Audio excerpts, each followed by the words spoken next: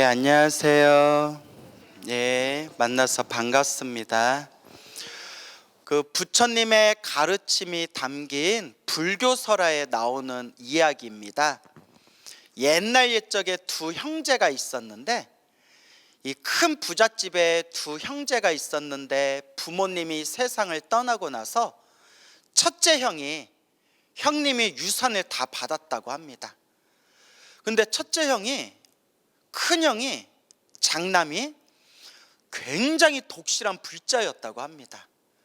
그러니까 항상 스님들을 모셔서 공양 올리고 항상 보시하고 항상 남들한테 베풀기를 좋아했다고 합니다.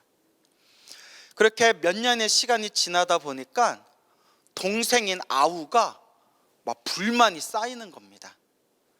형에게 가서 뭐라고 따지냐면, 형님, 아무리 형님이 우리 집안의 장남으로서 우리 집안의 모든 재산을 관리하는 위치에 있다고 하더라도 너무 스님이 그렇게 보시하기를 좋아하고 나누고 베풀기를 좋아하고 공양 올리기를 좋아해서 우리 집 재산이 자꾸 툭툭 줄어들고 있습니다. 나는 이게 참 불만입니다. 좀 적당히 좀 하십시오, 이랬대요. 그 동생은 불심이 전혀 없었나 봐요. 그래서 이제 성격 좋은 큰 형님이 그래, 알겠다 그래, 네 뜻은 잘 알겠다 하면서도 공양 올리고 보시하는 것을 계속 꾸준히 그렇게 시주를 하였다고 합니다. 결국 불만이 꽉 찬 아우가 너무나 화가 나서 참다 화가 나가지고 큰형하고 대판 싸웠다고 합니다. 그때 그 집안의 재산을 관리하던 장남, 이 큰형이 한숨을 폭 내쉬면서 하는 얘기가, 그래, 차라리 잘 됐다. 내가 오래전부터 머리 깎고 출가해서 이 새속이를 다 놓아버리고 산에 가서 오로지 수행하고 싶은 마음만 가득했는데 차라리 잘 된 것 같다. 우리 집안의 재산을 너에게 다 줄 테니까 나는 머리 깎고 출가해서 산에 들어가서 수행하겠다라고 이야기를 했다고 합니다. 그 아우가 딱 그 얘기 듣고 무슨 생각이 들었겠어요? 아싸, 로또 이랬겠죠? 아씨, 로또. 그렇잖아요. 재산을 관리하고 있는 재산권을 가진 큰형이 아우에게 모든 재산을 물려주고 나서 이제 산에 들어가서 오로지 이제 수행에만 전념했다고 합니다. 그렇게 오랜 세월이 지난 뒤에 돈에 대한 욕심과 욕망만이 가득했던 이 동생이 살아생전 남에게 잘 베풀 줄도 모르고 공양 올리거나 시주 올릴 줄도 몰랐던 이 욕심 많았던 이 동생이 죽은 뒤에 소로 태어났다고 합니다. 무엇으로 태어났어요? 소로 태어났어요. 장사하는 상인들이 관리하는 소로 태어나서 하루 종일 짐을 등에다 메고 하루 종일 일을 하는 겁니다.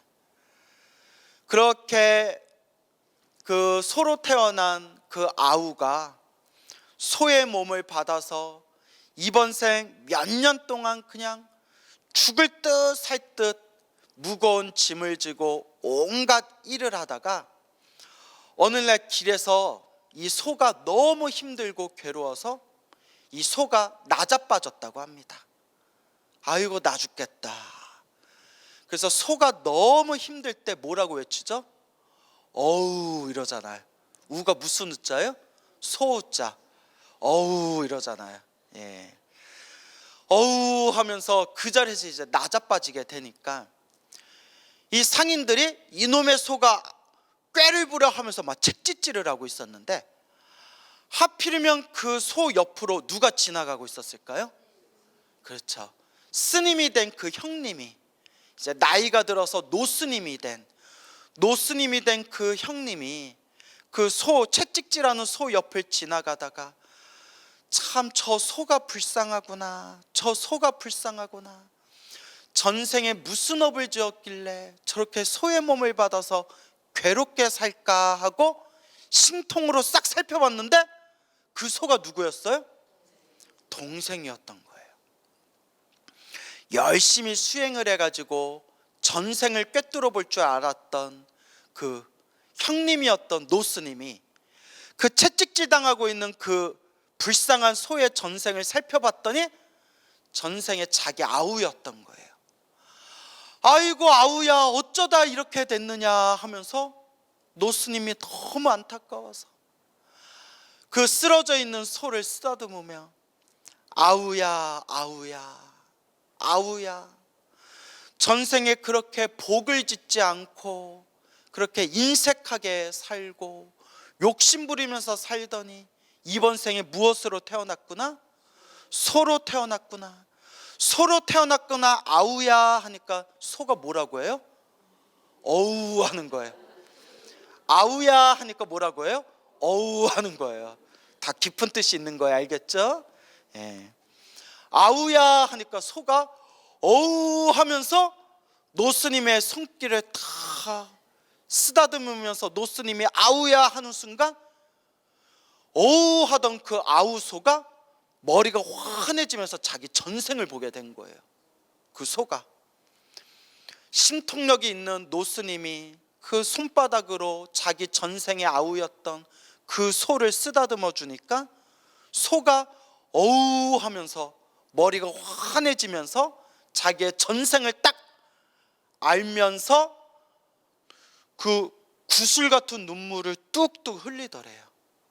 그 옆에 소주인들이 놀래가지고 이놈의 소가 왜 이러냐, 이놈의 소가 왜 이러냐 이러니까 노스님이, 형님이었던 노스님이 자초지종을 얘기하면서 이보시오 소주인 양반, 이 소는 전생에 나의 아우였는데 전생에 지어놓은 복이었고 전생에 업보가 두꺼워서 이번 생 소로 태어났습니다. 이 소를 보아하니 지치고 힘들어서 이제 수명이 얼마 남지도 않은 것 같습니다. 이 소를 내가 데려갈 테니 어차피 다 병들어서 이제 힘든 일도 할 수 없는 이 소, 차라리 저에게 시주해 주시면 안 되겠습니까? 하니까 다행히 그 소주인이 그래도 불자였나 봐요. 스님이 그렇게까지 얘기하시니 이 소를 스님께 시주하겠습니다. 그래서 그 소를 데려와 가지고 절에서 키우면서 소에게 계속 귀에다 부처님 말씀을 들려주고 계속 소 귀에다 연부를 해줬다고 합니다. 그렇게 얼마의 시간이 지난 뒤에 소가 스르르 눈을 감았대요. 그렇게 목숨을 끊긴 그 소가 그래도 그 죽기까지 그 얼마의 시간 동안 노스님의 자상한 연불 소리를 귀로 들으면서 그 짧은 시간 동안이나마 부처님 말씀을 듣고 연불 소리를 들었던 그 공덕의 힘으로 그 소가 죽은 뒤에 어디에 태어났다? 하늘세계 신으로 태어났다라는 그런 불교설화의 이야기가 전해지고 있습니다. 어떻게 느껴지는 바가 있으세요? 근데 우리 중생들 사는 모습이 다 그런 것 같아요. 어떤 사람들은 부처님 말씀 듣기를 너무 좋아하고 염불하고 기도하고 수행하고 부처님 말씀 공부하기 좋아하는 여러분들 같은 그런 사람들이 있는가 하면 아무리 좋은 이야기를 해줘도 알아들어요? 못 알아들어요? 못 알아들어요. 아무리 들려줘도 아무리 좋은 부처님 말씀을 들려줘도 못 알아듣는 사람들이 있는가 하면 오히려 보시하고 공양 올리고 나누고 베푸는 선업, 복을 짓고 선업을 짓는 것을 오히려 우습게 여기고 비방하고 비난하는 사람들까지 있어요. 이게 바로 우리 중생들의 어변이다. 무엇이다? 어변, 이게 다 자기가 지은 업의 인연법이에요. 누구는 아무리 좋은 얘기를 해줘도 못 알아듣는 사람이 있는가 하면, 누구는 한마디만 딱 들어도 부처님 말씀이 이렇게 좋구나 마음에 되새기면서 그렇게 부처님의 가르침을 잘 닦는 분들이 있어요. 참 희한하죠. 이것도 누가 지은 업의 인연이다? 내가 지은 업의 인연이다 라는 걸 명심하셔야 됩니다.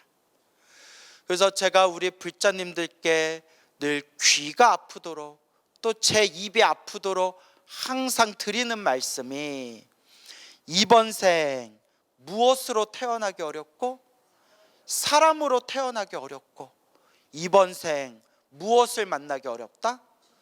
부처님의 법을 만나기가 참 어렵다 라는 말씀을 항상 드리는 거예요.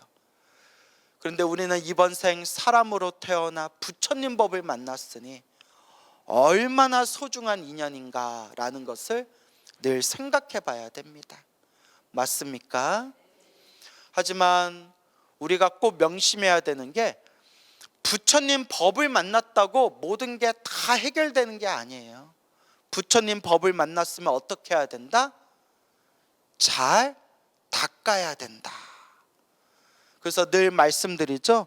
부처님 법을 만나도, 부처님 법을 만났어도 복이 없는 사람은, 뭐가 없는 사람은? 복이 없는 사람은 좋은 스승을 만나지 못하고, 좋은 도반을 만나지 못하고, 좋은 도량을 만나지 못하고, 복이 없는 사람은 부처님 법을 만나도 제대로 닦을 수 있을 만한 기회가 없대요. 그냥 얼렁뚱땅 넘어가 버리는 거예요. 그래서 여러분들이 이렇게 부처님 가르침에 귀를 기울이면서 매일매일 자신만의 수행을 하고 공부를 할 수 있다는 것을 정말 소중한 인연이다라는 것을 늘 여러분들이 마음에 되새기셔야 됩니다. 알겠습니까? 옛날 옛적에 어떤 불심이 지극했던 어느 거사님이 계셨어요. 불심이 지극했던 거사님이 갑자기 세상을 떠나게 되었는데, 목숨이 다한 뒤에 그래도 살아생전 부처님 가르침을 닦으면서 그래도 복을 지었던 선업의 힘이 있었는지 하늘세계 신으로 태어났대요. 물론 우리 불자들이 부처님 가르침을 공부하는 목표가 하늘세계 태어나는 게 목표는 아니에요. 그렇죠. 하늘세계에 태어나도 내가 지은 복이 닿으면 밑으로 또 떨어질 수밖에 없어요. 그래서 불교의 목표는 생사윤회에서 벗어나는 거. 어디서 벗어나는 거? 줄여서 윤회에서 벗어나는 거예요. 스님, 윤회에서 벗어나면 뭐가 좋아요? 영원한 대자유인이 되는 거예요. 그래서 윤회에서 벗어나서 영원한 대자유인이 되는 것을 열반을 얻었다, 해탈을 얻었다라고 표현하는 거예요. 열반, 해탈. 근데 우리가 윤회에서 벗어나려면 요 번뇌망상이 완전히 소멸해야 되거든요. 그래서 우리 불자님들이 아직 번뇌망상은 다 소멸하지를 못해서 윤회에서 벗어나지는 못했지만, 아직 윤회 안에 갇혀 있지만, 그래도 불자로 살아오면서 선업을 많이 지으면 그냥 자기가 지은 공덕의 힘에 의해서 죽으면 자연스럽게 어디로 태어나요? 하늘세계에 태어나거나 사람으로 태어나도 좋은 몸을 받게 되는 거예요. 그리고 하늘세계에 태어나기를 바라지도 않고 인간세계에 태어나기도 바라지 않고 오로지 염불하고 염불하면서, 부처님, 저는 깨달음을 얻을 수 있는 성불대학교, 극락세계, 부처님이 계시는 극락세계에 태어나기를 바라납니다 하면서 염불하시는 분들은 천상세계에도 태어나지 않고 인간세계에도 태어나지 않고 어느 세계에 태어나요? 극락세계, 성불대학교에 태어나게 되는 거예요. 그래서 제가 늘 말씀드리지만 극락세계랑 청상세계랑 다른 세계라고 했죠. 천상세계는 즐거움을 누리는 세계, 그리고 복이 닿으면 똑 떨어져야 되는 세계지만 극락세계는 말 그대로 태어나기만 하면 깨달음을 보장받는 성불학교예요. 성불대학교. 그래서 극락세계와 청상세계를 혼동해서는 절대 안 됩니다. 알겠죠? 그래서 우리 불자님들이 간간히 간혹가다 특히 노보살님들이 저한테 하시는 말씀이, 스님, 제가 예전에 절에 다닐 때에는 극락세계와 천상세계를 구분을 못해서 천상세계, 하늘세계에서 가장 좋은 세계가 극락세계인가 보다라고만 생각했는데, 스님 법문을 들으면서 극락세계와 천상세계가 다른 세상이구나. 극락세계는 우리 중생이 깨달음을 얻는, 성불할 수 있는 성불학교구나 라는 것을 머릿속에 똑똑하게 그렇게 머릿속에 정리가 되었습니다 라고 말씀하시는 불자님들이 여럿 있으세요. 그러면 이제 제가 보람을 느끼죠. 그래도 내 법문 듣고 천상세계와 극락세계를 혼동하지 않고 극락세계가 어떤 세계인지 머릿속에 정리가 되고, 또 제 주변에 있는 불자님들 중에서 스님, 제가 스님 법문 듣고 다음 세상은 꼭 아미타 부처님 극락세계 태어나기를 발언하게 되었습니다, 이런 이야기를 들으면 제가 참 보람이 느껴집니다. 자, 그래서 이 거사님이, 평생 불자로 살아왔던 거사님이 죽어서 지어놓은 복이 많았는지 하늘세계 신으로 태어나게 됩니다. 하늘세계 신으로 딱 태어나가지고 내 자손들이, 내 가족들이 잘 살고 있나 하고, 자기가 인간 세계에 있었을 때 전생에 자기 가족들이 어떻게 살나 하고 살펴봤더니 요 가족들이 돌아가신 아버지를 그리워하면서 매일매일 막 눈물을 흘리면서 제사를 올리면서 눈물을 뚝뚝 흘리면서 슬퍼하면서 지내는 거예요. 하늘의 신으로 태어난 아버지가 그 모습을 보고 어리석구나, 어리석구나, 어쩜 저렇게 어리석을까. 내가 인간 세상에 아버지로 내가 살고 있었을 때 그렇게 부처님 가르침 열심히 공부하라고 했는데 어쩜 저렇게 어리석을까 하고 하늘의 신으로 태어난 아버지가 한숨을 폭 내쉬는 거예요. 참으로 어리석구나. 근데 이게 남 얘기가 아니라 누구 얘기예요? 우리 얘기예요. 우리 하는 짓 보면 지혜로워요, 어리석어요? 네, 어리석은 편이에요. 그나마 여러분들이 전생에 복이 있고 성근이 있어서, 그래도 이번 생에 무슨 법을 만났어요? 부처님 법을 만났고, 그리고 부처님 가르침을 닦을 수 있는 거지만, 우리 중생은 기본적으로 번뇌망상이 있기 때문에, 뭐가 있기 때문에? 번뇌망상이 있어서 우리 중생은 좀 어리석은 편이에요. 그래서 이런 얘기하기에는 좀 죄송하지만, 제가 공부하면 공부할수록 느끼는 게, 세상에 완전한 분은 누구밖에 안 계시다? 오직 부처님밖에 안 계세요. 이런 얘기하면 조금 죄송스럽고 제가 입으로 업을 짓는 것 같아서 좀 쫄리기는 한데, 유명하신 큰 스님들 옆에서 모셔봐도 솔직히 완전하다, 완전하지 못하다, 완전하지 못해요. 우리가 그 큰 스님을, 수행을 많이 하시고 공부 많이 하신 그 큰 스님을 공경하고 존중하되, 공경하고 존중하되, 큰 스님들도 완전하지는 못해요. 뭔 얘기인지 알겠죠? 그래서 제가 공부하면서 느끼고 경전에도 나오는 말씀이지만, 세상에서 완전한 존재는 누구밖에 없다? 부처님밖에 없다. 그러면 부처님의 거룩한 제자, 번뇌망상이 사라진 거룩한 성자들, 아라한들은 완전할까요? 완전하지 않을까요? 예, 몇 번 말씀드렸죠? 아라한들은 번뇌망상은 없지만 공덕의 힘이 약해서, 무엇의 힘이 약해서? 부처님보다 공덕의 힘이 약해서 번뇌와 망상은 없지만 실수는 하신대요. 뭔 얘기인지 알겠죠? 실수는 하신대요.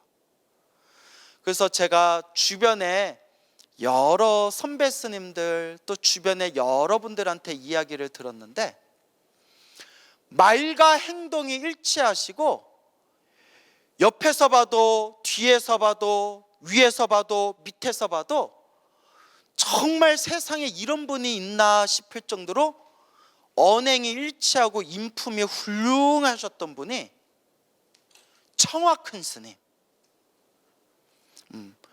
누구 스님, 누구 스님, 누구 큰 스님 하는 분들은 수행 많이 하시고 정말 큰 스님들이시지만 옆에서 모셔보면 고개가 갸우뚱거릴 때가 있대요. 예를 들어 저도 20대 때 엄청나게 존경하던 큰 스님이 있었는데 나중에 자꾸 나이 들수록 좀 깨지더라고요. 어른들 얘기 듣다 보니까. 왜냐? 그렇게 참선을 많이 하시고 수행을 많이 하셨는데도 화를 엄청 잘 냈대요. 근데 우리 불교에서는 탐욕과 성냄과 어리석음이라고 해가지고 화 잘 내는 것도 거친 번뇌에 들어가요. 무슨 번뇌? 거친 번뇌. 미세한 번뇌가 아니라 그냥 거친 번뇌예요. 근데 평생 화를 잘 냈다는 것은 과연 수행이 제대로 된 걸까? 라고 부처님 경전을 공부하다 보면 좀 의심이 나요. 이건 제 얘기가 아니라 경전에 나오는 내용이에요. 그래서 수행은 많이 하셨는데 왜 저렇게 화를 잘 내셨을까라는 생각이 들 때 제가 늘 여러분들한테 드리는 이야기, 무엇이 두껍다? 업습, 업의 습관. 습관이 강해서 그래요. 업의 습관. 근데 청화 큰 스님은 화 한 번 내는 걸 못 봤대요. 어떤 상황에서도 짜증내거나 화를 내는 걸 한 번도 못 봤대요.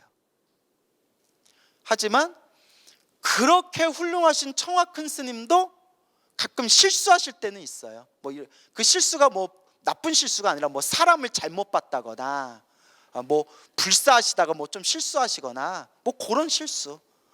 근데 인품은 정말 훌륭하시고 세월이 지날수록 세상에 그런 분이 계셨나 싶을 정도로 언행이 일치되시고 정말 인품이 정말 거룩했던 분이 청화 큰 스님이다라는 이야기를 여러분한테 들었습니다. 근데 여러분, 정말 여러분들도 인간 세상 살아보셨겠지만, 사회생활 해보셨겠지만, 이번 생 화만 안 내도, 화 안 내는 습관만 들여도, 짜증내고 신경질 내고 화 안 내는 습관만 들여도 이번 생 수행이 엄청 잘 된 거예요.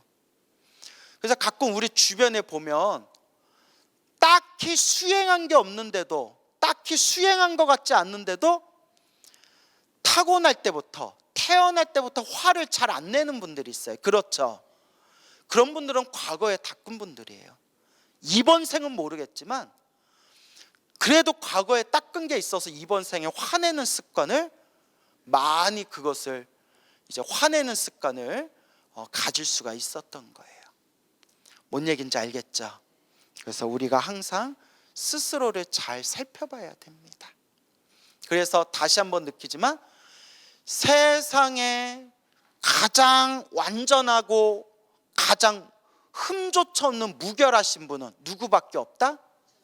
부처님밖에 없으시고, 부처님의 거룩한 제자들인 아라한들은 번뇌망상이 사라진 거룩하신 성자분들이지만, 그건 제 얘기가 아니라 경전에 나오는 거예요. 실수는 한다 안 한다? 실수는 한다. 그래서 실수조차 없으신 분은 오로지 부처님밖에 안 계시다. 이런 내용이 경전을 보다 보면 나와요.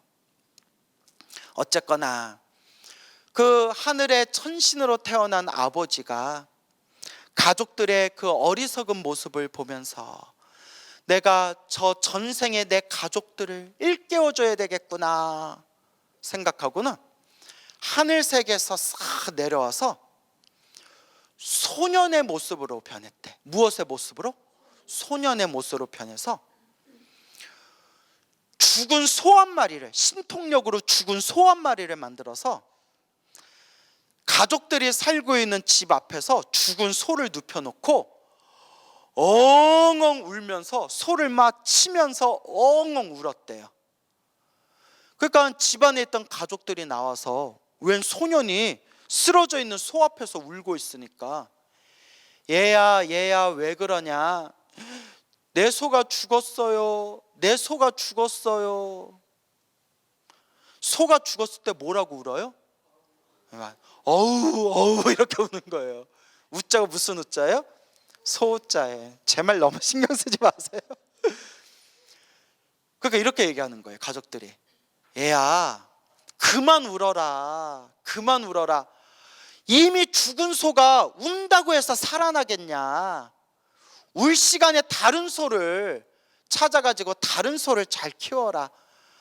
그렇게 운다고 죽은 소가 살아나겠냐 하니까 죽은 소를 흔들면서 울고 있던 소년이 딱 쳐다보면서 그걸 그렇게 잘하는 양반들이 아버지 죽었다고 백날 울면 죽은 아버지가 살아납니까? 이렇게 얘기를 한 거예요. 깜짝 놀래가지고 너는 뭐냐, 모식이냐 하고 가족들이 놀라니까 뿅 하면서 전생의 아버지 모습으로 변하면서 전생의 네 애비다야 하면서 얘라 이놈들아 하면서 이제 법문을 했다고 합니다. 부처님이 늘 말씀하시지 않았는가? 이 세상에 이루어진 모든 것은 영원하다, 영원하지 않다. 영원하지 않고 만나면 반드시 어떻다? 헤어지게 마련이고 태어난 것은 어떻다? 죽기 마련이다.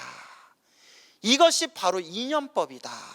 그런데 어찌하여 이미 아버지가 죽어서 세상을 떠났는데 왜 죽은 소를 붙들고 우는 아이와 같이 왜 그 슬픔에 집착을 놓아버리지 못하고 이와 같이 울고 있느냐라고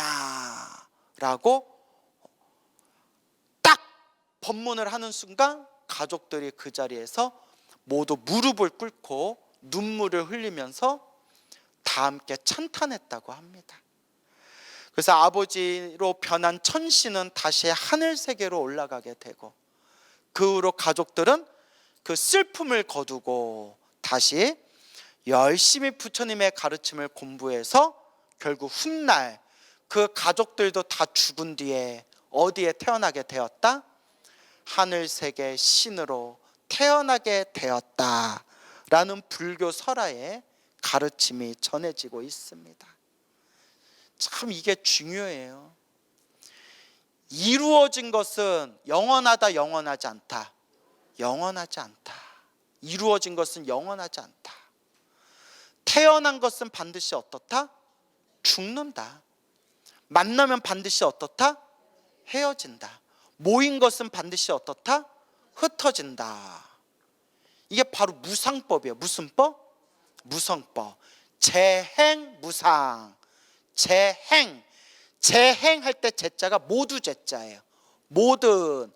행은 이루어진 것이란 뜻이에요. 이루어진 것. 그러니까 재행. 모든 이루어진 것은 무상. 영원하다, 영원하지 않다. 영원하지 않다. 무상하다. 영원한 것이 없다. 이게 우리 불교의 가르침인 재행무상. 그래서 우리 금강경에서도 일체유의법. 일체가 모든이란 뜻이에요. 모든. 그 유의법. 유의법 하면 사람들이 어렵게 생각하는데 자 따라해 보세요. 유의법. 이루어진 것이란 뜻이에요. 이루어진 것. 이렇게 설명하니까 쉽죠? 그러니까 이루어진 것, 만들어진 것이란 뜻이에요. 유의법이. 유의법의 반대가 뭘까요? 그렇죠. 무의법. 그래서 일체 유의법 하면 모든 만들어진 것은, 모든 이루어진 것은 영원해요, 영원하지 않아요? 영원하지 않고, 영원하지 않는 것에는 고정된 실체가 있어요, 없어요? 없죠. 고정된 실체가 있으면 안 바뀌죠. 근데 영원하지 않고 바뀐다는 것은 고정된 실체가 없다는 거예요. 그냥 인연 따라 일어나고 인연 따라 사라진다는 거예요. 그래서 금강경 사국에서 이야기하기를 일체유의법, 모든 만들어진 것은, 이루어진 것은 고정된 실체가 없기 때문에 여몽, 환포연, 여로, 영여정, 꿈과 같고 환상과 같고 물거품과 같고 그림자와 같고 이슬과 같고, 해가 뜨면 이슬이 어떻게 돼요? 사라지잖아요. 그렇죠? 번갯불과 같다. 번갯불 어때요? 번쩍하는 순간 사라지잖아요. 고정된 실체가 없잖아요. 우리 앞에 펼쳐진 모든 현상이 영원한 것이 없다. 그 영원한 것이 없다는 것을 가르치는 게 부처님의 가르침이고, 영원한 것이 없다는 것을 우리가 완전히 깨닫게 되었을 때 우리는 생사윤회에서 벗어난 영원한 대자유인이 될 수가 있다는 거예요. 그래서 금강경에서 아상, 인상, 중생상, 수자상을 버려라 라고 말하죠. 그 아상, 인상, 중생상, 수자상이 바로 나, 내 것이란 집착을 뜻하는 거예요. 나라는 집착, 내 것이라는 집착. 그래서 우리 부처님께서 영원한 것은 없고, 영원한 것이 없다는 것은 곧 고정된 실체가 없다는 것이다. 그러므로 나다, 내 것이다라는 그 나에 대한 그 미세한 집착까지도 완전히 다 놓아버리게 되면 우리는 완전한 대자유인이 될 것이다 라고 말씀을 하고 계시는 겁니다. 알겠죠? 그래서 우리가 부처님 가르침을 공부할 때 오늘 소에 대한 이야기 말씀드렸죠? 그 출가하신 형님과 소로 태어난 아우에 대한 이야기 해드렸죠. 그래서 우리가 항상 인과법을 무섭게 여겨야 돼요. 무슨 법? 인과법. 우리 중생들 사는 게 그냥 다 복대로 살아요.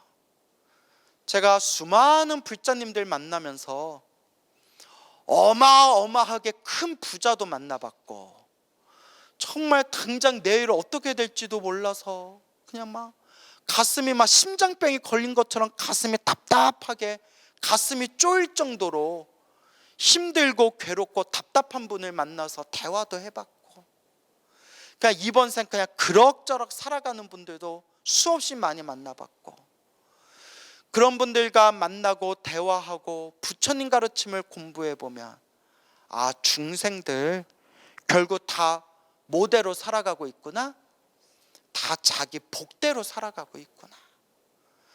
그러니 이번 생에 부처님 가르침을 만날 수 있고 부처님 가르침에 믿음을 낼 수 있다는 것도 전생에 지었던 자기 복, 착할 선, 뿌리익은 성근이 있기 때문이고, 이번 생 물질적으로는 잘 먹고 잘 사는지는 몰라도 이 부처님 가르침을 닦을 줄도 모르고 이번 생 복과 선업과 공덕을 닦을 줄도 모르는 사람들은 혹 전생에 지어놓은 복이 조금 있어서 이번 생 물질적으로는 잘 먹고 잘 사는 것처럼 보일지는 몰라도 성근이 없는 사람들이에요. 무엇이 없는 사람들?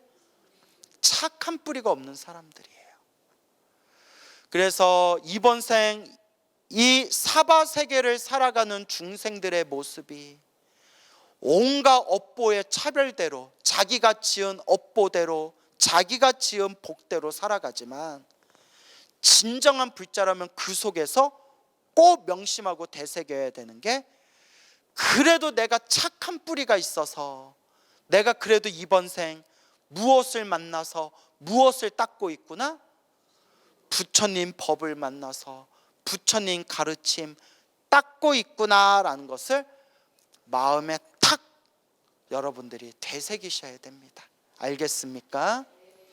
그래서 아무리 힘들고 아무리 괴로워도 힘들고 괴로움 속에서 그래도 부처님 가르침 만나 행복합니다. 그래도 부처님 가르침을 만나 감사합니다. 제가 전생에 지은 빚이 많고 전생에 박복하게 살아서 이번 생에 갚아야 할 게 많나 봅니다. 이번 생 잘 닦겠습니다 라는 마음을 일으키는 불자가 있다면 그 사람은 찐 불자예요. 무슨 불자? 찐 불자. 그런데 절에는 열심히 다닌 듯 하다가 좀 안 좋은 일 생기고 답답한 일 생긴다고 아유 부처님 법 믿으면 뭐하냐, 어차피 사는 거 이렇게 힘들고 괴롭고 답답한데 아유 부처님 믿어봤자 뭐하냐 라는 생각이 들면 그는 불자예요. 뭐예요? 훅 불면 날아간다고 불자라고 했죠? 여러분들은 찐불자인 것 같아요? 불자인 것 같아요? 대답이 애매한데, 그래서 이번 생 잘 닦으시기 바랍니다. 알겠죠? 우리 중생이 살아가는 이 세계를 업의 세계라고 합니다. 무엇의 세계? 업의 세계. 그래서 자기가 지은 업대로 살아간다. 그리고 또 늘 말씀드리는 게 결국 다 복대로 살아간다라는 말씀을 드렸습니다. 그렇죠. 제가 영화를 마지막으로 본 게 언젠지 기억도 안 나요. 왜냐면 눈이 아파서요. 이렇게 화면을 오래 보면 눈이 아파서. 그래서 뭐 기껏해야 휴대폰으로 인터넷 동영상에서 그냥 짧은 영상 정도는 보는데, 이렇게 뭐 극장에서 영화를 마지막으로 본 게 언젠지 기억조차 안 나고, 저도 우리 어르신들 앞에서 이런 얘기해서 죄송한데 저도 나이 들었나 봐요. 영화가 이제 재미가 없어요. 재미가 없어요. 그죠? 부처님 가르침이 제일 재밌어요. 그죠? 맞다 하시네요. 자, 그런데 요새 굉장히 전국적으로 수많은 사람들에게 지금 많은 관심을 받고 있는 그런 지금 대작 영화가 나왔대요. 그게 뭐 제목은 굳이 말할 필요 없고, 군인이 쿠데타에 성공하는 영화래요. 쿠데타 성공하는 영화. 무슨 영화인지 아시죠? 요새 뭐 뉴스에도 나온다 하더라고요. 그런데 제가 드리고 싶은 얘기가, 중생은 다 자기 복대로 산다고 했죠. 쿠데타 성공하는 것도 누구 복일까요? 맞아요, 지 복이에요.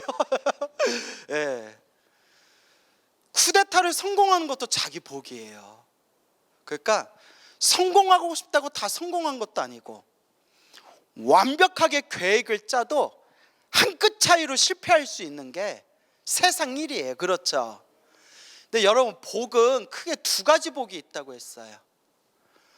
맑고 깨끗한 복을 청복이라고 해요. 자주 말씀드렸죠. 그래서 좋은 스승을 만나는 복, 좋은 도반을 만나는 복, 좋은 도량을 만나는 복, 수행할 수 있는 복, 혹은 마음이 깨끗하고 편안한 복, 이걸 청복이라고 해요. 우리는 당연히 우리 불자들은 이 청복을 닦아야죠. 근데 세상에 잘 먹고 잘 사는 복은 무슨 복일까요? 탁복이라고 해요. 탁한 복. 부귀영화를 누리고 잘 먹고 잘 살고 자기 욕망을 충족시킬 수 있는 복을 탁복이라고 해요. 복은 복인데 탁한 복이에요. 그래서 이성계가 위화도에서 회군해서 고려를 무너뜨리고 조선을 세운 것도 다른 사람 관점에서는 건국이라고 부를 수 있지만, 나라를 세웠다, 건국이라고 부를 수 있지만, 또 고려의 입장에서 보면 쿠데타잖아요. 그죠? 이성계가 조선을 세운 것도 뭐가 있었기 때문에요? 복이 있었기 때문에, 왕이 될 수 있는 복이 있었기 때문이에요. 우리 한국 사람이라면 김일성 하면 막 이가 갈리잖아요. 그러죠? 한국전쟁, 6.25전쟁 이렇게 해서 얼마나 많은 사람들이 죽었어요. 6.25전쟁 터뜨리고 북한에서 황제처럼 독재자처럼 살다간 김일성도 천수를 누리다 죽은 것도 뭐가 있기 때문에요? 복이 있기 때문이에요. 우리 박정희 전 대통령도 당신 정권에서 무소불위의 권력을 누리다가 결국 권총 먹고 죽었잖아요. 그죠? 그러니까 박정희 전 대통령은 권력을 잡고 휘두를 수 있는 그런 권력복은 있었지만 무슨 복이 부족했어요? 수명복. 자, 이제 무슨 말인지 알겠죠? 여러분, 이건 불교 입장에서 하는 얘기예요. 밖에서는 씨알도 안 먹히는 우리 불교에서 하는 얘기예요. 세상은 정의로운 사람이 이기는 게 아니라 뭐 많은 사람이 이겨요? 복이 많은 사람이 이겨요. 복이 많을수록 나쁜 놈도 죽을 때까지 천수를 누리고요, 복이 없으면요 아무리 착하고 정의로운 사람도 핍박받다가 짓밟히다가 죽는 게 이 업의 세계예요. 누가 지은 업대로 살아간다? 과거 전생에서부터 지었던 자기 업대로, 복대로 살아가는 거예요. 근데 이건 제 얘기 아니에요. 다 경전에 보다 보면 나오는 내용들이에요. 착하게 살고 정의롭게 살면 그 공덕을 받긴 받아요. 근데 제가 말하고 싶은 건 꼭 이번 생에 받는 건 아니더라고요. 다음 생에 받을 수가 있고, 이번 생에 아주 나쁜 짓을 하면서도 평생 천수를 누리면서 즐거움을 누리다 죽는 나쁜 놈들이 있어요. 그 나쁜 짓 한 것도 우리가 이번 생에만 보면 저 사람은 저렇게 나쁜 짓을 했는데 왜 저렇게 천수를 누리고 저렇게 행복하게 살다 죽을까? 하지만 부처님의 삼세 인과 윤회를 꿰뚫어 보는 눈으로 보면 자기가 지은 그 나쁜 업보는 언제라도 받아요? 다음 생에라도 받는 거예요. 그러니까 이번 생만 보면 우리 중생들 입장에서는 이해가 안 되는 거예요.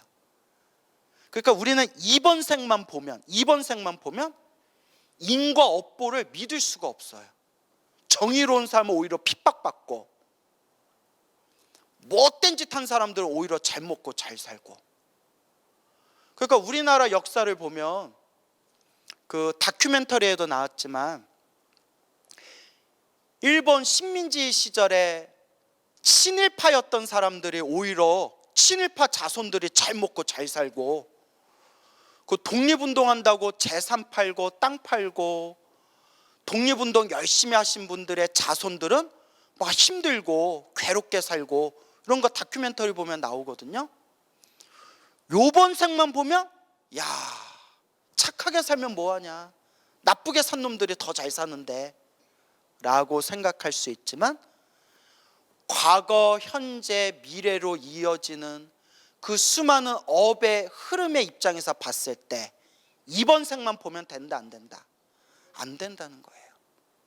그러니까 이런 말이 조심스럽지만 그냥 인과 업보 입장에서 봤을 때 이번 생에 독립운동 하다가 힘들게 나라 지키고 나라 찾으려고 고생 하시다가 돌아가신 분들은, 이거 되게 조심스러운 얘기인데, 그냥 머나먼 과거 전생에 나라를 팔아먹은 적이 있어서 그 업을 갚으려고 이번 생에 열심히 이 나라를 지키려고 애쓰신 분들일 수 있어요.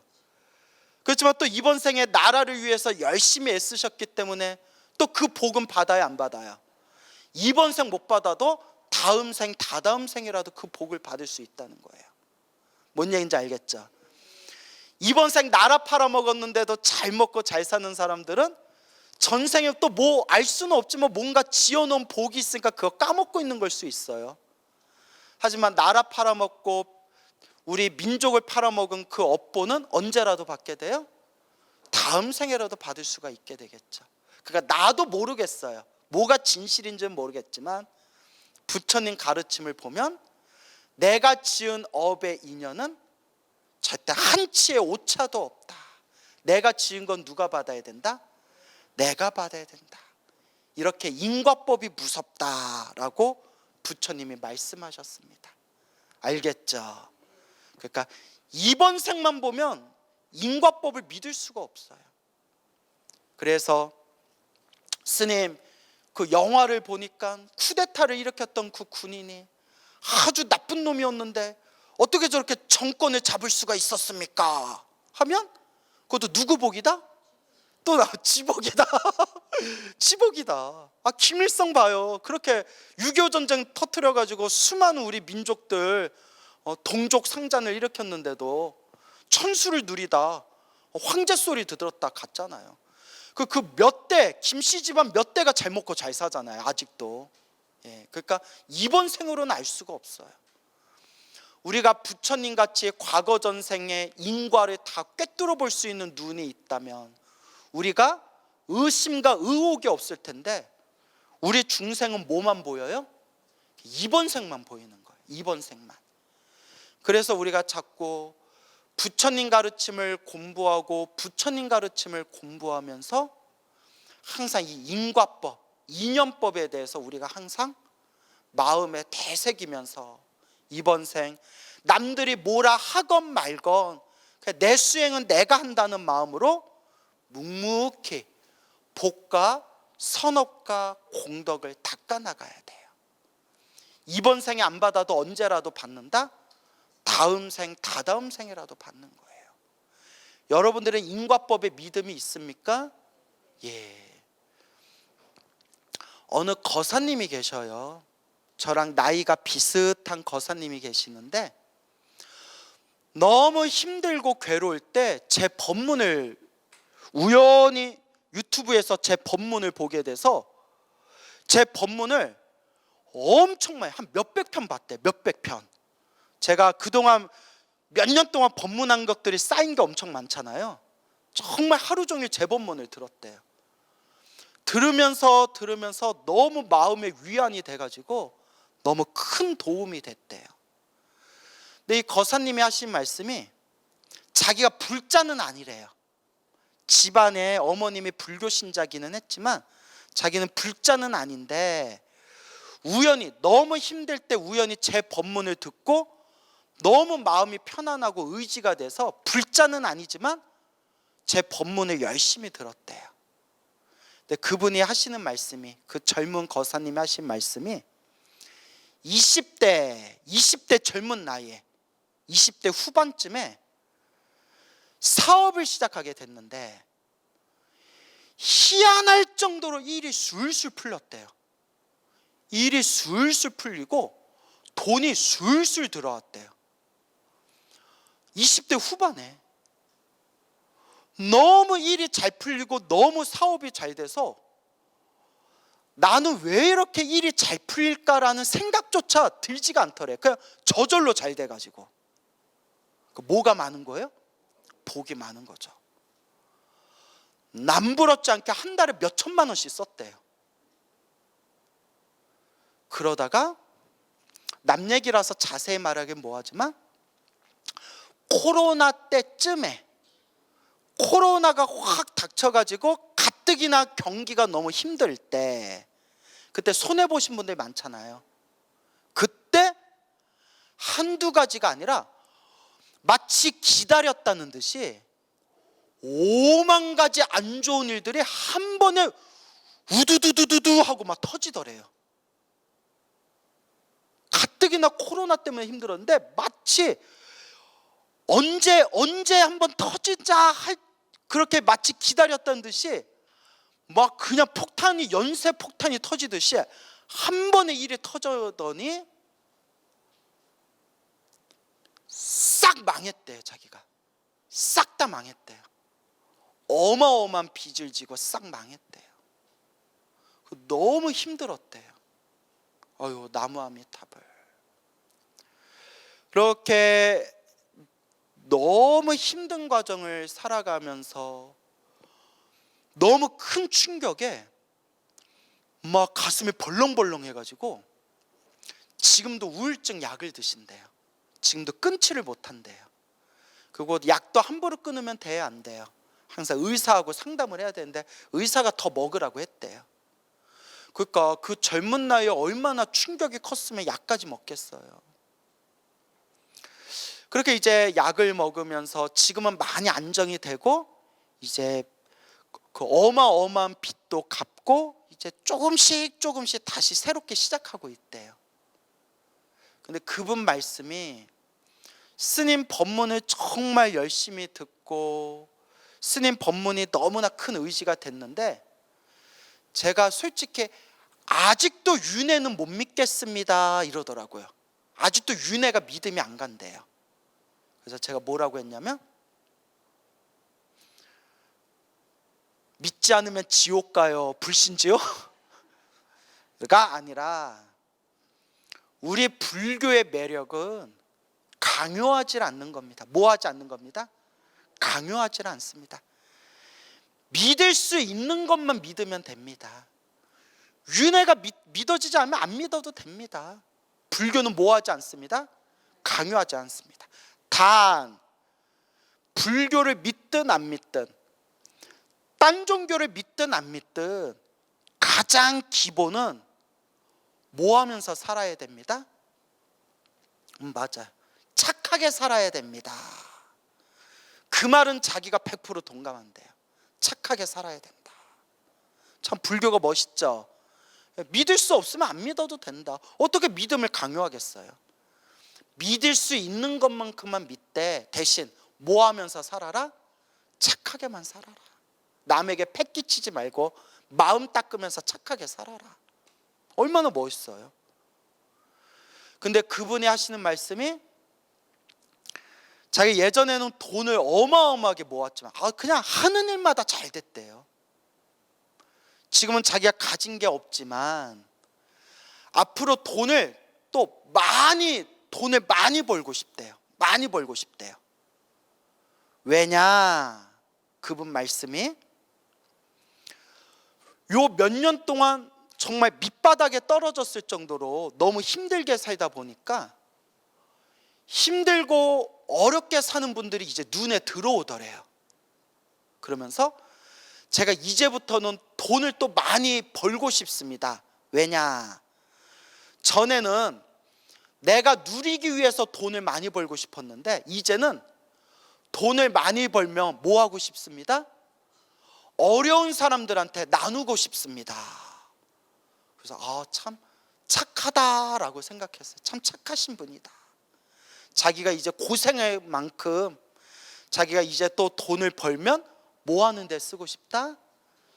어려운 분들과 나누면서 좋은 일에 보시하면서 살고 싶습니다 해서 앞으로 잘 되실 겁니다 이렇게 또 덕담을 해드렸죠. 근데 이게 참 결국 자기 복대로 사는 것 같아요. 불교적으로 얘기하면 한참 내가 복이 많을 때는 왜 이렇게 일이 잘 풀리지? 내가 이해가 되지 않을 정도로 일이 술술 풀리는 거예요. 손 닿는 것마다 잘 됐대요. 안 될 때는 어떻게 돼요? 마치 왼수가 기다렸다는 듯이 한 번에 안 좋은 일들이 막 몇십 가지가 한 번에 터지더래요. 하나씩 터져야 마음의 준비라도 하고 대처라도 하는데 여기서 빵 터지고 저기서 빵 터지고 걷잡을 수가 없더래요. 그래서 느낀 게 결국 중생들 사는 게 복노름이구나. 무슨 노름이구나? 복노름. 자기 복대로 노는 거예요. 그래서 중생들마다 타고난 복의 그릇이 달라요. 가난한 사람이 부처님 제가 너무 가난합니다. 저 돈 많이 벌게 해주세요. 간절히 기도하면 한 달에 끼니를 이을 정도로는 복이 들어와요. 뭐 할 정도로? 끼니를 이을 정도로. 근데 큰 사업을 하는 사람이 부처님 저 돈 많이 벌게 해주세요 하면 한 달에 얼마가 들어와요? 몇십억이 들어와요. 제가 뭘 비유하는지 알겠죠? 똑같이 기도했는데도, 저 돈 많이 벌게 해주세요 똑같이 기도했는데도 타고난 복이 없는 사람은 끼니가 끊이지 않을 정도로만 들어오고, 타고나기를 재물복이 많은 사람은 몇십억에 들어온다는 거예요. 그래서 중생들은 이번 생 타고날 때 이미 어느 정도 복의 그릇이 있구나. 제가 얼마 전에 인터넷을 봤는데 누가 재미난 글을 올렸더라고요. 자기가 로또 당첨된 사람들 꿈 있죠? 꿈을 싹 이렇게 수집을 해서 분석을 했대요. 그 중에 하나가 로또 몇십억에 당첨된 사람이 꿈에 막 돼지가 바글바글 거리는 꿈을 꿨대요. 돼지가 바글바글 돼지가. 그러다가 자기가 꿈을 꿨는데 큰 트럭에 돼지가 바글바글 거리는 꿈을 꿨대요. 우와, 아니 자기 차에 큰 트럭에 자기 차에 우와 하고 그날 로또를 샀는데 5천 원 당첨됐대요. 5천 원. 5천 원. 똑같은 꿈을 꿔도 누구는 몇십억에 당첨됐는데 누구는 얼마에 당첨됐어요? 5천 원. 똑같이 기도를 해도 누구는 하루 3끼 밥 먹을 정도로만 복이 들어오는데 누구는 얼마를 벌어요? 몇십억을 벌어요. 뭔 얘기인지 알겠죠? 그게 타고난 복의 그릇이 있는 것 같아요. 참 희한하죠? 근데 그 복도 결국 누가 지은 거예요? 자기가 지은 거예요. 그래서 이런 거대한 복에 내가 지은 업의 흐름 속에서 우리는 어떤 마음으로 살아가야 될 것인가? 부처님이 이미 정답을 다 말씀하셨죠. 인과법을 믿어라. 무엇을 믿어라? 인과법을 믿어라. 자기가 지은 원인과 자기가 지은 결과, 그 원인과 결과를 믿어야 된다. 누가 지은 업이다? 내가 지은 업이다. 그 우리 똑같은 불자님들도 이번 생 사람으로 태어나서 부처님 법을 만나고 부처님 법을 닦는 게 전생에 큰 복을 지어야 이번 생 부처님 법을 만나는 거라고 했는데, 부처님 법을 만난 불자님들도 살아가는 모습이 똑같아요? 차별이 있어요? 차별이 있잖아요. 똑같은 불자님인데도 경제적으로 넉넉하신 분이 있는가 하면 경제적으로 좀 힘드신 분이 있고, 몸이 아주 건강하신 분이 있는가 하면 몸이 병약하신 분이 있고, 가족복이 많으신 분이 있는가 하면 별로 가족복이 없는 분이 있고, 살아오면서 똑같은 불자님인데도 살아오면서 살아온 삶이 좀 평탄한 분들도 있고, 살아오신 삶이 좀 뻑뻑하고 좀 힘들었던 분도 있고, 똑같은 불자님들, 부처님 법을 만난 복 많은 불자님들도 각자 지은 업보에 차별이 있다는 거예요. 그것도 누가 지은 업이다? 내가 지은 업이고. 스님들도 똑같아요. 우리 큰 스님들이 입에 침이 마르도록 항상 우리들한테 해주신 말씀이, 너희들이 얼마나 복이 많은 줄 아느냐. 이번 생 머리 깎고 스님이 되어서 요 승복 입고 부처님 가르침 공부할 수 있는 게 얼마나 복이 많은 줄 아냐.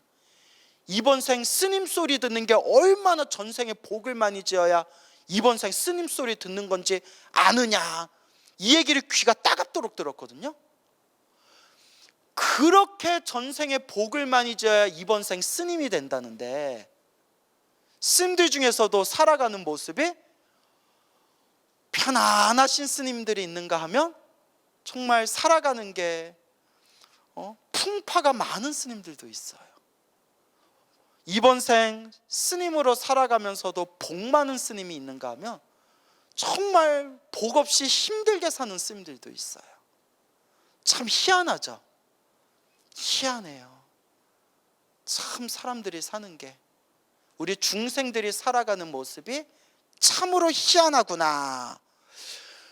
왜 타고난 중생들마다 이번 생 살아가면서 이렇게 차별이 있을까? 옛날 사람들도 그게 궁금했던 거예요. 왜 이렇게 사람들이 살아가는데 저마다 이렇게 살아가는 모습이 차별이 있을까? 그래서 옛날 사람들이 하도 우리 사람들 살아가는 모습이 왜 저마다 이렇게 다를까 궁금해서, 왜 살아가는 모습이 이렇게 다를까 저 사람은 왜 저렇게 살고 저 사람은 왜 저렇게 사는 걸까? 그래서 만들어진 학문이 사주팔자, 명리학, 관상, 그런 게 이제 생기게 된 거예요. 뭔 얘기인지 알겠습니까? 그러니까 옛날 사람도 궁금했던 거예요. 그러다 보니까 요렇게 생긴 사람은 좀 잘 살더라, 저렇게 산 사람은 좀 못 살더라, 요렇게 생긴 사람은 좀 돈복이 있더라, 요렇게 산 사람은 좀 재물복이 없더라. 그렇게 오랫동안 통계에 의해서 만들어진 학문. 몇 월 며칠 날 태어난 사람은 좀 이렇게 살아가는 경향이 있더라, 몇 월 며칠 몇 시에 태어난 사람은 좀 저렇게 살아가는 성향이 있더라. 그런 게 이제 사주팔자하게 된 거예요. 하지만 모든 통계에는 오류가 있다 없다? 있죠. 그래서 사주팔자가 100% 안 맞고 관상이 100% 안 맞는 거예요. 그래서 제가 몇 년 전에 인터넷 보다가 깜짝 놀란 게 관상이라는 게 일리가 있기는 있겠구나라고 느낀 게, 인터넷에서 봤는데 외국에서 실험을 했대요. 요새 유행 AI 인공지능 있죠. AI 인공지능에다가 동성연애자, 게이라고 하죠. 동성연애자의 사진을 막 수백 장, 수천 장, 수명 장을 업로드한 거예요. 입력을 한 거예요. 입력을 해가지고 인공지능이 동성연애자인 얼굴형을 다 분석한 거예요. 우리 치면 관상이죠. 그걸 싹 분석한 뒤에 무작위로 사람의 사진을 보여주면서 이 사람은 게이냐 아니냐, 그러니까 동성연애자냐 아니냐라는 걸 인공지능이 분석하게 했대요. 80~90%를 맞추더래요. 이 사람 사진만 보고 동성연애자다 아니다라는 걸 80~90%를 맞추더래요. 인터넷에서 제가 직접 본 내용이에요. 하지만 놀랍죠. 80~90%면 엄청 잘 맞추는 거예요. 평생 관상을 연구하신 분들도 80~90% 못 맞춘대요. 한 50대 50 맞추면 용하다는 소리 듣는데요.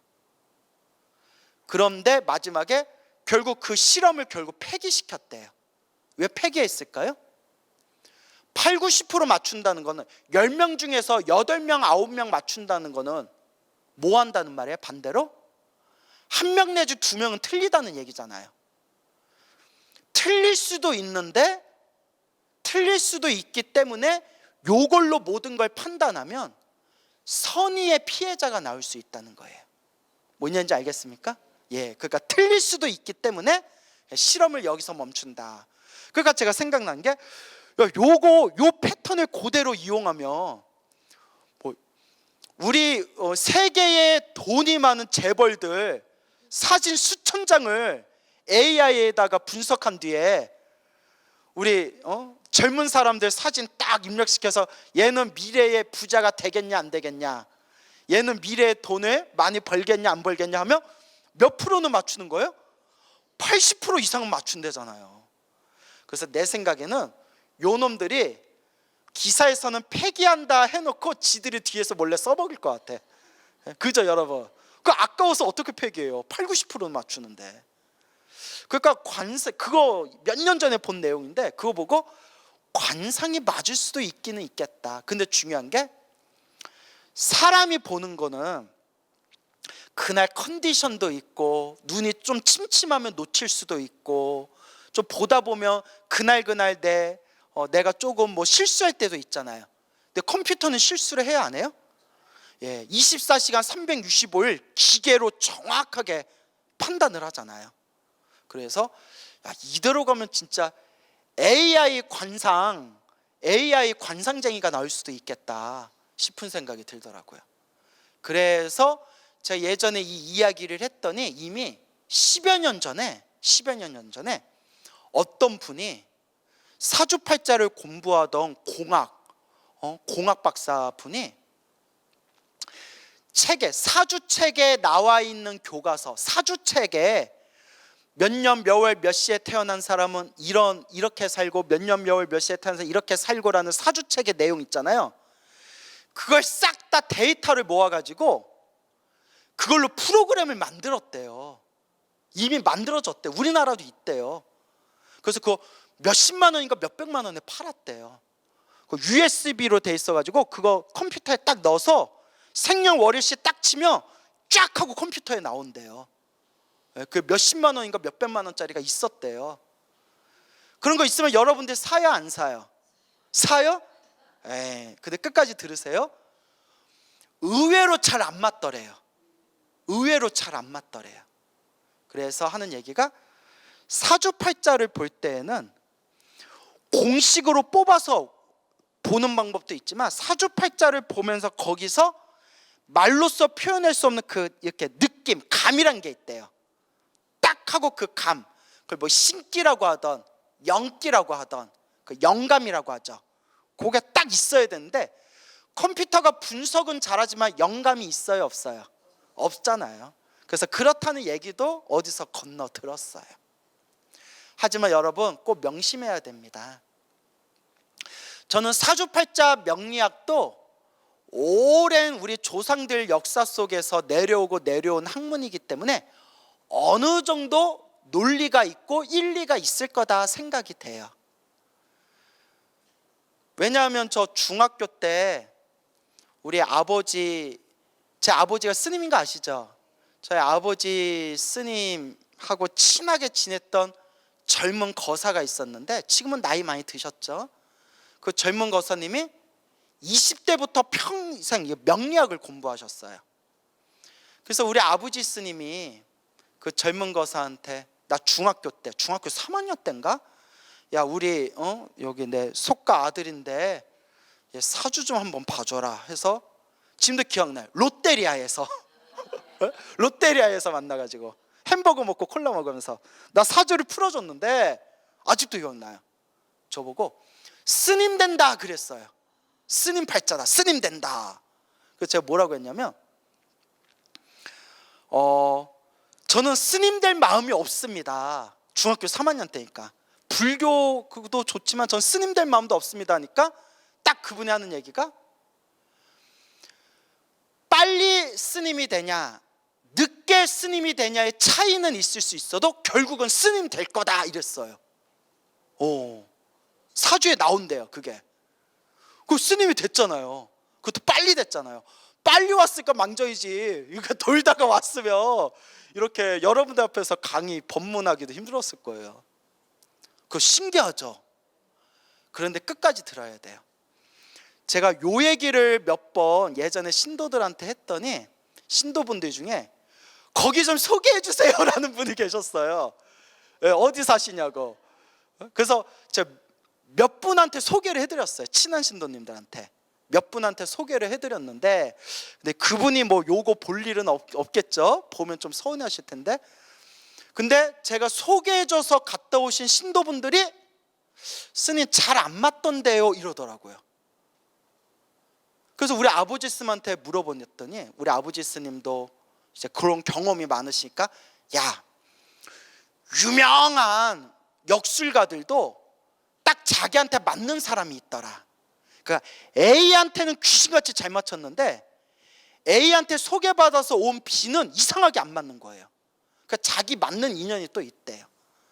또 요 얘기하고 또 야 어디가 용하냐 또 이런 거 더 찾아가시고 알지 모르겠네. 제가 드리고 싶은 얘기는 본론으로 들어와서, 사주팔자도 저 분명히 논리가 있고 일리가 있다 생각하고 맞을 때는 귀신같이 맞을 때가 있어요. 하지만 100% 맞춘다 못 맞춘다? 못 맞춘다. 그러니까 제가 하고 싶은 얘기는, 그래서 부처님도 점치지 말아라 얘기하셨거든요. 경전에. 왜 100%가 아닌 확률에 왜 관심을 가지냐는 거예요. 100%가 아닌데. 다만 부처님이 모든 중생의 업의 인연을 꿰뚫어 보고 하신 말씀이 다 자기가 지은 모대로 살아간다?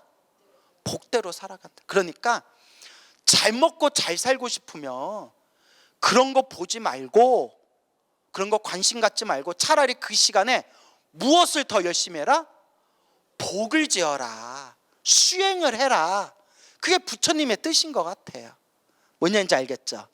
그 관상 얘기도 아까 제가 그 인터넷 AI가 그 동성연애자 얼굴을 정확하게 분석한 이야기 80% 90% 가까이 맞췄다면 대단한 거예요.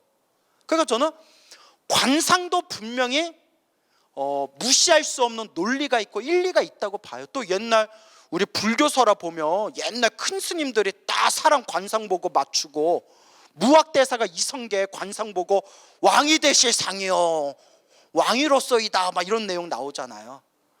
하지만 부처님이 하늘 별자리를 보거나 땅의 풍수지리를 보거나 사람의 관상을 보거나 무슨 꿈자리를 해몽해 주거나 점을 치거나 이런 거 하지 말아라 라고 하셨어요.